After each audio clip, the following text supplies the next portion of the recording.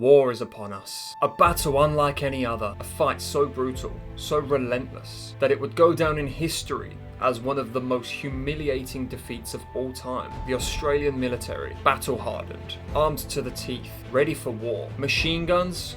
Check. Ammunition? Locked and loaded. A strategy? They're working on it. And on the other side of the battlefield, standing 6 feet tall, built for speed with zero regard for authority, the undisputed heavyweight champions of the outback, the emus. They don't fight for money, they don't fight for power, they fight because they can. And because bullets mean nothing to them. Australia called in the big guns, but the big guns did not matter. For weeks they fought. For weeks the birds ran circles around them. And when the dust settled, only one side stood victorious. But which side is that exactly? You're about to find out. This is the Great Emu War. I've tackled this topic briefly before in a previous video that I did on Australia's bizarre history, something like that. It was quite a while ago, I don't remember when it was. And even though we spoke about it for maybe 3, 4, 5 minutes, I thought it was time to come back to it. Just in case you missed that video, it's worth knowing even just about this one event that took place. Before we get in there, this is how close we are now to actually getting monetized. So if you watch the full video, I would appreciate that ever so much. Thank you. Let's not waste any time. After World War I, Australian soldiers came home to find, well, nothing. The government decided, here, have some land, grow some corn. I don't know, what do they grow in Australia? Spiders. Here, grow some spiders. And they thought this would help stabilise the economy. It sounds like a simple little idea to keep them busy.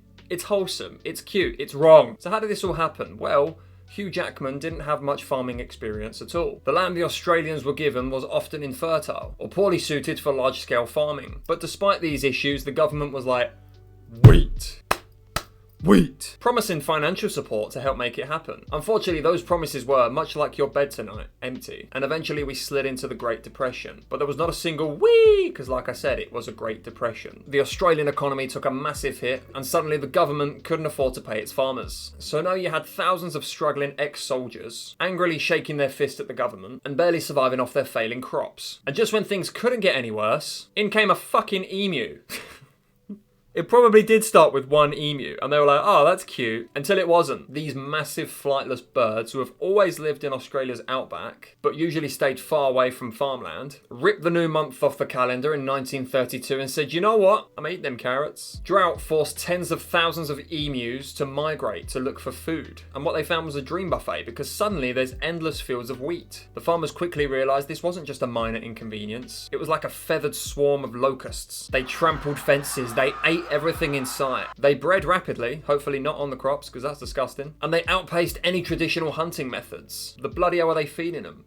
Wheat. It was an economic apocalypse in feathered form. How do I always end up making videos about like a chicken or a bird or something like that? What's going on with me? To the struggling soldier farmers, this wasn't just a bird problem. This was an all-out invasion. They had already been betrayed by the government, left to rot with failing farms, and now they were being overrun by an unstoppable wave of wheat-eating monsters. Something had to be done. So the farmers, naturally, they went to the government and they said, this is your bloody problem. Armed with 2 Lewis machine guns and 10,000 rounds of ammunition, Major G.P. W. Meredith and his small squad of soldiers headed to Campion in Western Australia, where an estimated 20,000 emus were wreaking havoc on the farmland. I'm just saying, not a single grenade. The plan was simple. The soldiers would set up an ambush near a water source where the emus were known to gather. Once the emus got close, the machine guns would mow them down, solving the farmers' crisis once and for all. Quick, efficient, and an easy win for the Australian military. That was the plan.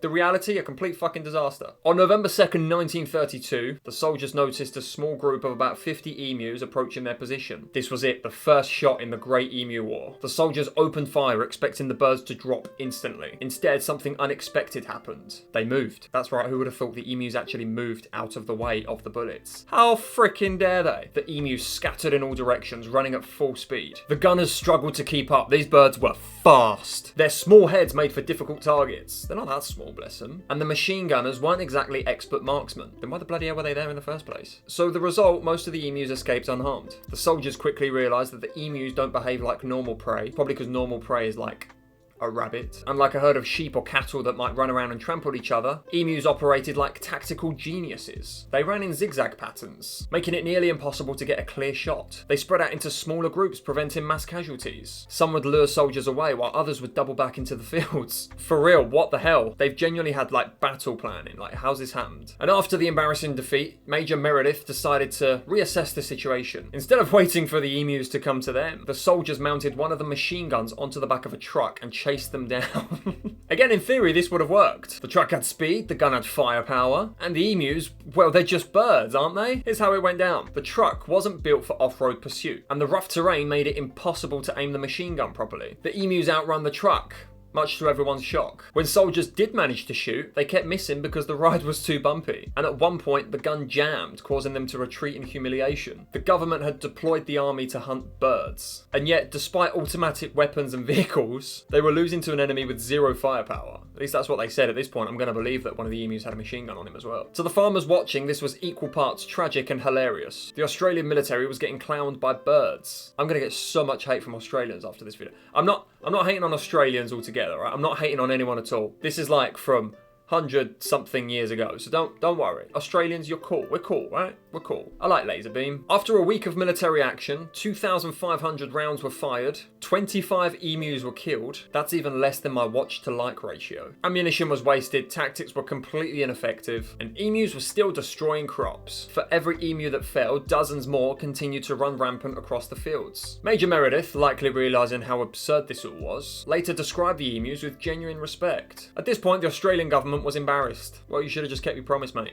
This one's on you. The newspapers mocked the failed campaign, and officials were now debating whether to continue or retreat. Despite the humiliating defeat, the Australian government wasn't ready to give up yet. Just like John Cena, who people hate at the moment. So in mid-November 1932, the soldiers regrouped and tried again, hopefully after a bit of target practice. This time, instead of chaotic truck chases like it's a goddamn Indiana Jones movie, they decided to conserve ammo by waiting for larger flocks before opening fire, improve accuracy by setting up stationary positions instead of spraying bullets wildly, learn from the emu's movements, like a kung fu master, and ambush them in key points where they were guaranteed to pass through. And for a brief moment, the plan kind of worked. In the second attempt, they managed to kill about 40 emus in a single day, which was a huge improvement over their previous disasters, and over the following weeks the confirmed amount was about 500. But here's the problem, there were still at least 19,500 emus left.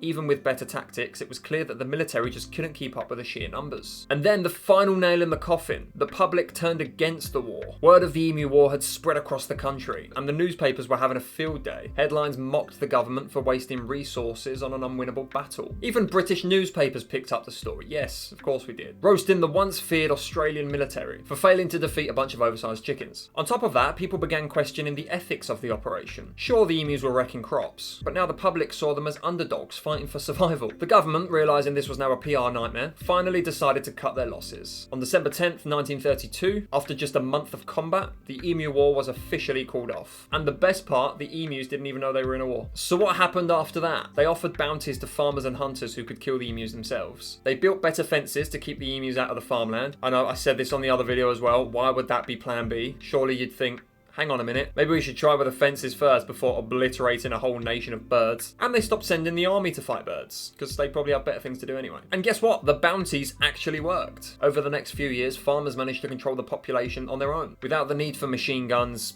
armoured trucks, or embarrassing government interventions. A simple pitchfork is all they needed. And today, the Great Emu War is still a hilarious piece of history that even Australians still joke about. Historians still shake their heads at how a group of birds managed to outwit a national army. And to this day, emus roam freely across Australia, frolicking through the fields. And that's the story of the Great Emu War. That was fun, wasn't it, kids? And there's your bedtime story for tonight. How fun is that? What animal species should we declare war on next? How about the screaming hairy armadillo? Not gonna lie, if Australia needs to get into a battle with any more animals, can they please start with the goddamn spiders? I know this is the second time I've mentioned them, but goddamn, seen the size of those things. I want to go to the country one day. I don't want one of them things on my back, because you know I'm Samoan dropping that shit. Anyway, if you guys got this far, I truly appreciate it. Thank you ever so much. Let me know in the comments what you want me to make a video on next. Check out my previous videos as well. I'm sure there's something on there that you'll enjoy if you enjoyed this one. And there's a lot more random crap coming soon. Take care, and I love you all. See you in a bit. Guys, if we hit 7,000 subscribers, how can I put this?